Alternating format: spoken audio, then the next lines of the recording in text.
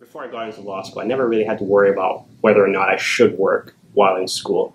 It was always sort of something that I knew that I just wouldn't have to do unless I truly wanted to.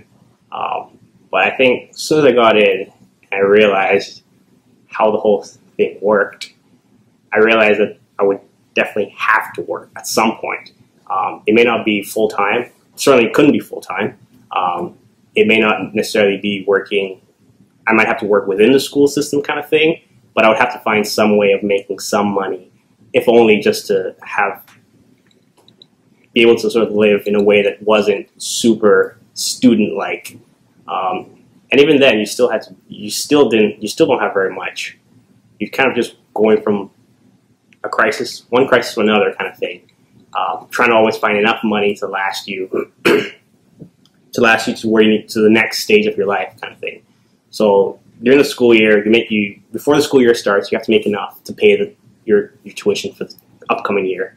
While you're in the school year, you have to make enough to pay your rent for, your month 1, month 2, month 3, 4, 5, 6, 7, and 8.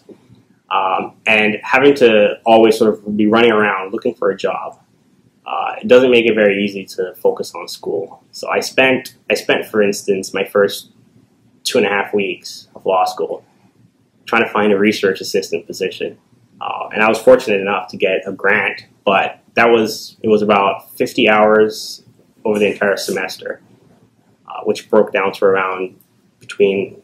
roughly around 2 to 5 hours a week is what it officially said I was supposed to work. But of course, you're going to work because you want then to make a good impression, hoping that you'll be able to get more work with that professor.